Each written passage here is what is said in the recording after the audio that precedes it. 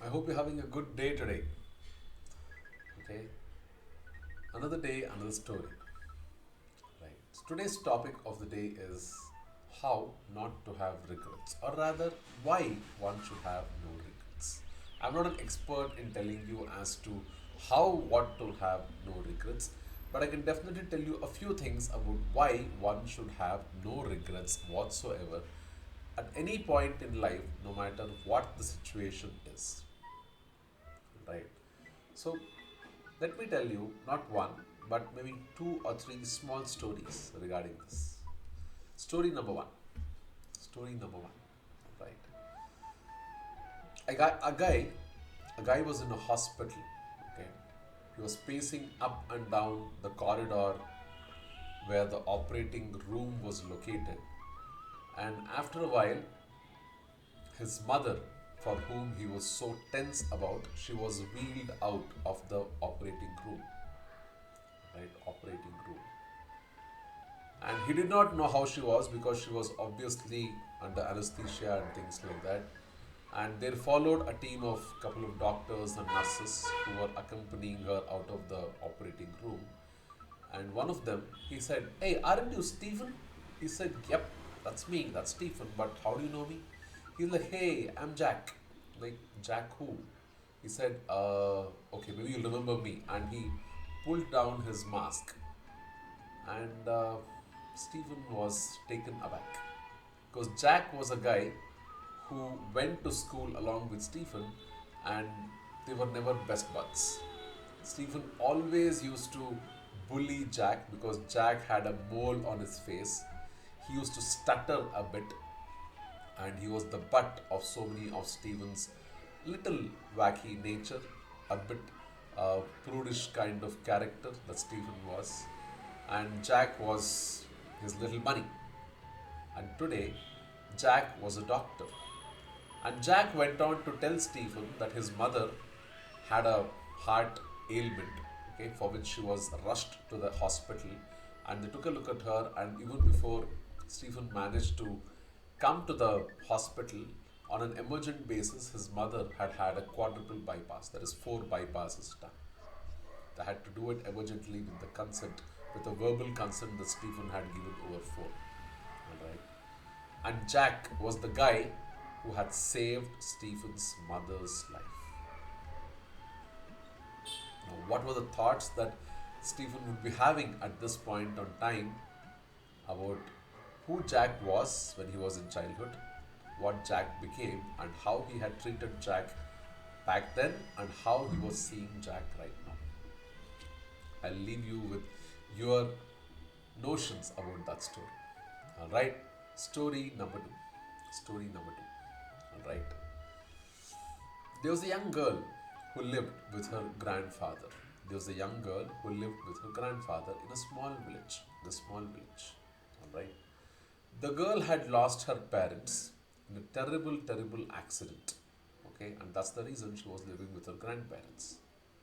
After a point of time, her grandmother too passed away, and she was left with her old grandfather. The girl was a teenager by now, okay, and she looked up to her grandfather for so many things in life.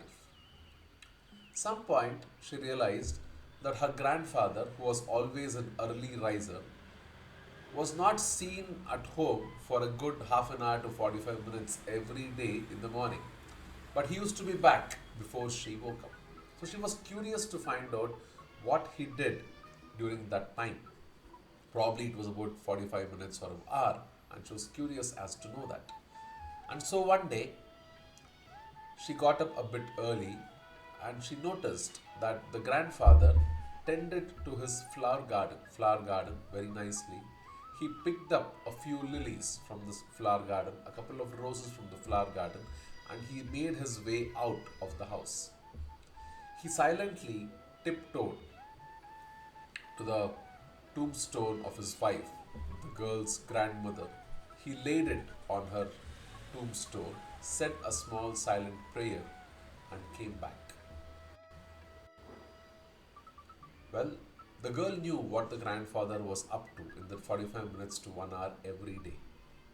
But what she did not know was why was he doing it. He was a very good man. He was known to have brought up his children very well. He was kind to his grandmother all the time. They were the usual couple. They had their disagreements, they had their fights, but she knew that he cared for her. So when the girl got an opportunity the same day or the next day, she asked, Grandpa, I saw what you did in the morning. You picked up lilies and roses and you went and placed it on Granny's grave. Do you do that every day? Grandpa said, Ah, you saw that, huh? He's like, Yeah, I saw that. It was so nice, touching. I felt so good. The grandfather wiped off a tear and he said, See, you appreciate that. I wish I knew how she was feeling right now. The girl said, How do you know? I'm sure Granny is very happy by your gesture. He said, Yeah, but I think I'm doing it a bit too late. I always loved her, but I never said it. Or even when I said it, I don't think she got to know how much I meant it. I didn't say it too often. I must have told her. I should have told her. I just want to make up in whatever number of years I have left. I don't have much left in my life, dear. I just want to make up for whatever I have lost, whatever I could not have given to your grandmother. That taught the girl as what to do and what not to do. The story ends over here. I'll leave you with thoughts on that one. Story number three. Story number three. There was a girl who was well accomplished in life and who met the love of her life when she was barely 19. People advised her strongly that everybody gets carried away when you are in your early adulthood, late teen years. So maybe this is not the right guy. It all feels the same, but maybe it's not the right guy. Don't marry him. Just wait it out. Just wait it out. Let's see how it goes. But she was adamant on spending every morning with him, every night with him, all through the day. She just wanted to be with this person and they got married. They seemed like the perfect couple. They were young, they were energetic, everything was fine. And in the next year, she became pregnant. She became pregnant. People again advised her, You're just 20, you have a whole life ahead of you. Why don't you study? Why don't you work? Why don't you do this? Why don't you do that? Don't go for the baby right now. You will have your time. Don't worry. You'll be blessed with more opportunities, so on and so forth. But she just felt that it was right to do it at that time.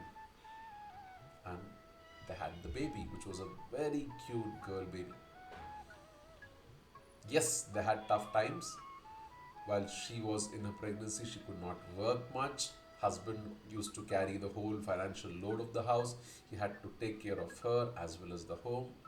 She chipped in whatever best ways she could. Even after the baby was born, she could not venture out much, so her career was cut short in many ways.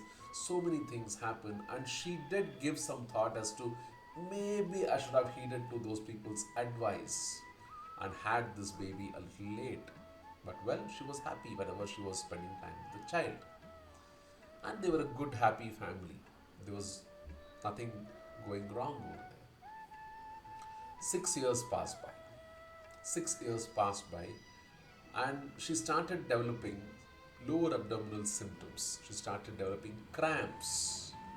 She consulted the doctor who ran a battery of tests, some x rays, some scans, things like that, and ultimately she was told that she was having early stages of fallopian tube cancer. Fallopian tube cancer, where the eggs travel through. And the only way, since she was young and it was in early stages and she was hale and hearty, the best option for her would be to get the fallopian tubes surgically removed. The doctor asked her, Are you planning to have more babies? I don't think that's possible now. If you want to, maybe we can give you some time and go for some other line of treatment. She had no doubts in her life. She had no doubts in her mind. She spoke to her husband and they agreed, and she went in for the surgery. She thanked her stars, the good judgment that she had done 6 years back to have the first child. Now she could go into surgery in all peace. Story ends over there. These three stories, my friends, are all real stories. Are all real stories which I read. I think one I read in Reader's Digest, one I read in a periodical in Kannada, okay, and the third one I read online. I read online somewhere, all some time back, nothing recent. But maybe you can chance upon these stories, different versions of these, because problems keep happening to people, and the same problems keep plaguing different people at different parts of the world. That apart, people have regrets sometimes of not having done the good deed, of not having been able to judge what is right and what's wrong at the opportune moment. Some people have regrets that they did something which had a not so pleasant effect on their life. So it can swing either way. It can swing either way. There is no hard and fast rule that whatever you do has to bear a sweet fruit. It can be bitter as well. At the same time, what do you want to choose? Do you want to let go of what your heart says, what your mind says of an opportune moment and regret about it later? Or do you want to do it anyway, giving your full effort, basing it on some logic and some planning, and never having regrets about it? I am the person who does things the second way. When my heart is set into something and I weigh my options against logic and I see that this might benefit me more than harm me, but there is still an element of risk involved, I'll do it anyway, I'll put in the maximum effort, and then I'll have no regrets about it. Have all of them been very successful for me? Not at all. Probably the percentages are more skewed in terms of not being so successful, but I have always come out having learned something from them, and my judgment the next time around is much better. Alright? Whether it's for people, situations, my work, personal life, so on and so forth. Every aspect of my life this happens, and I'm sure this holds good for you and everybody else out there. My mantra is don't have any regrets in life. Whether you do something or you don't do something. You have your reasons. I can't speak for you. You have your reasons for not doing something. That's absolutely fine. But after a few months or years, don't have regrets that maybe I should have done it and my life would have changed or have been better. Don't have that regret even. If you're deciding not to do it, don't have any regret about it also. If you're doing something, then do it with all honesty, hard work, integrity, and then no matter what results come out of it, again don't have any regrets. At least you tried. At least you tried. Okay. Having regrets is a big baggage that we carry on as a part of our earlier part of the life, as our past. And this baggage can be very heavy sometimes when it starts to manipulate our understanding of situations today in the present and can have an overbearing effect on what we decide for ourselves and our kith and kin for the future. So don't have any regrets whatsoever. Yes, you want to do something. No, you don't want to do something. Either way, don't have any regrets. Think about it. Sleep over it if you have the time. Think from all points of view. Decide either way, but don't have any regrets at the end of the day. Okay? I'll leave you with thoughts on that. Thank you for all those lovely comments. I hope to see more of that coming. Please do subscribe to my YouTube channel. You can find me on Facebook as well. Okay? And I hope to see you in another video on another day. Bye. Have a nice day.